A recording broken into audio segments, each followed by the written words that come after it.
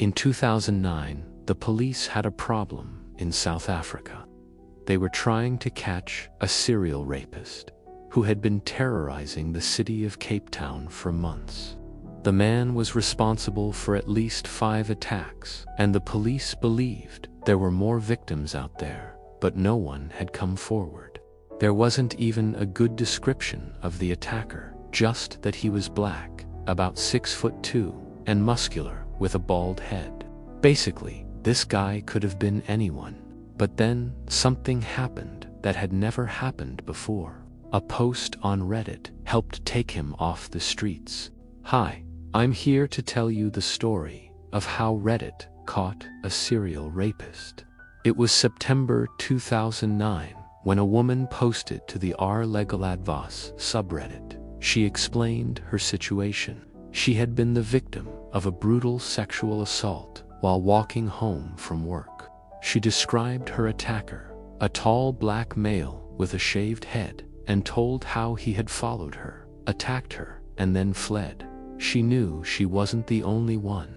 This kind of thing had been happening all over the city of Cape Town, and so she wanted to know what she should do. How could she protect herself? Now, legal advice isn't exactly what she got. In response to her post, someone wrote, "Run if you can, hide if you must, but don't stand and fight." Another said, "Get a gun and shoot first." And another offered some solid advice.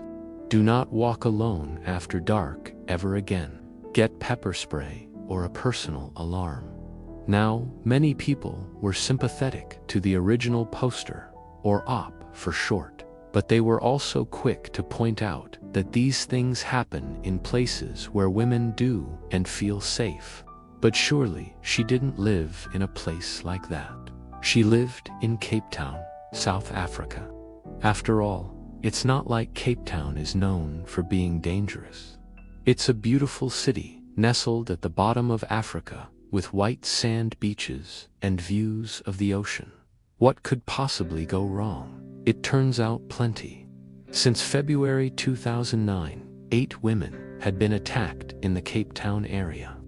All the women were attacked while walking home from work late at night.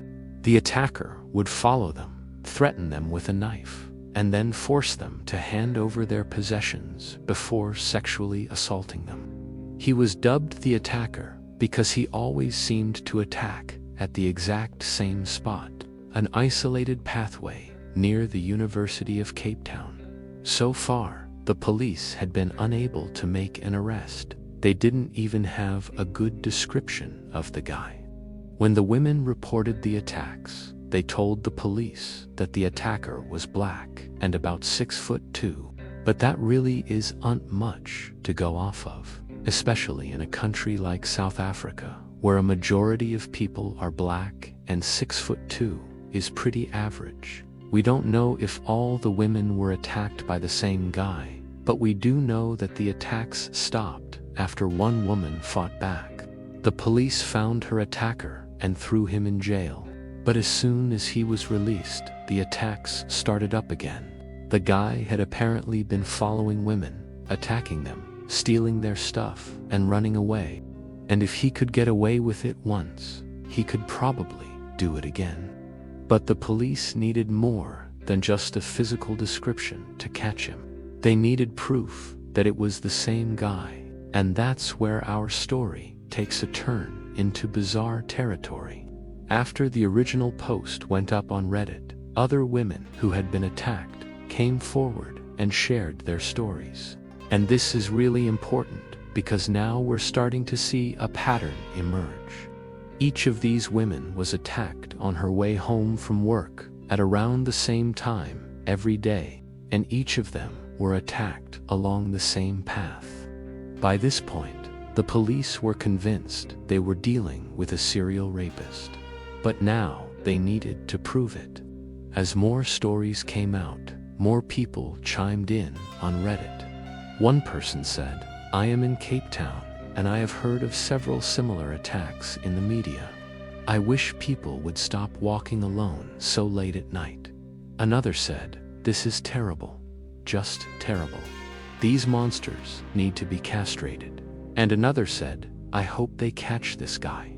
I'm a woman, and I feel very unsafe." Some people continued to offer their support, but most were quick to blame the victims themselves. They said that these women brought this upon themselves by walking alone so late at night. But there was one person who didn't buy it. A user named Jimbo Slice thought this whole situation was fishy. He looked at the dates of all the attacks, and something just didn't add up. On February, March, and April, there were no reported attacks. But then there was an attack on May, June, July, August, and September. He asked, why weren't there any attacks in the first 3 months of the year? Was it because the guy was in jail? Then he read a news article that said the attacker had been arrested after a woman fought back.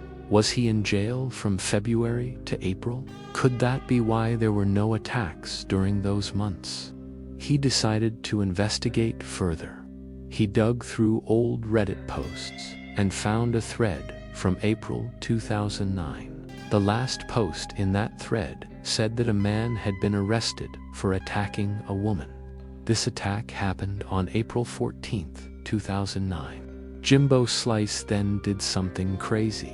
He contacted the author of the original post and told her about the connection between the two cases. She didn't believe him at first. She thought the two cases were unrelated. But when she contacted the police and told them about the Reddit post, everything changed. The police took the original post seriously and finally started looking for connections between the cases. They noticed that all the crimes had occurred in the same area and that all the victims were young women who were alone at night. They also noticed that all the attacks stopped after a woman fought back. Could it be the same guy? They went back and looked at the description of the attacker and compared it to the description of the guy in the Reddit post. They also looked at the date of the crime and compared it to the date of the Reddit post. Everything matched, but the police still needed proof. They couldn't just arrest the guy based on a Reddit post. They needed more evidence, and that's when they turned to Facebook. The police put the description of the suspect on Facebook and asked people to come forward with any information they might have. But they weren't the only ones. Someone else was also searching Facebook, the mother of one of the victims. She was looking for answers, and she found them in the most unlikely of places. She saw a photo of her daughter's attacker on Facebook, and she recognized him instantly. By this point, the police had enough evidence to make an arrest. They tracked the guy down to a house in Cape Town. They surrounded the house and prepared to enter. But then something unexpected happened. The guy came outside with his hands raised in surrender, and he didn't try to run away or hide or fight back. He just came quietly and let the police cuff him. He was taken down to the station house and interviewed by the police. During the interview, he confessed to all the crimes. He showed no remorse. The man's name was Unwama Yengeni. He was a truck driver from Port Elizabeth, South Africa. He had been driving in Cape Town when he decided to look for some fun. He drove around looking for women who were alone and vulnerable. He would follow them, attack them, and steal their stuff. If they resisted, he would beat them. If they didn't resist, he would rape them. Police believed he was responsible for at least 17 attacks, but we may never know the real number. Many victims didn't come forward out of fear or shame. Others didn't even realize they had been attacked. Yingwei was charged with 18 counts of rape, 18 counts of kidnapping, 18 counts of robbery, 1 count of murder, and 1 count of attempted murder. He was later sentenced to 12 life sentences plus 137 years. Now, we don't know what happened to the women who were attacked, but thanks to the Reddit post, They finally had someone to blame, and that gave them a sense of closure. As for Jimbo Slice, he didn't become famous or anything. He didn't even use his real name on Reddit. He was just a regular guy who happened to stumble onto something big. But if it weren't for his curiosity, Ingene might still be out there attacking people. There are lots of crazies on Reddit. Some people say it's a waste of time. Others say it's addictive. But one thing we can all agree on is that it's entertaining. Thanks for watching.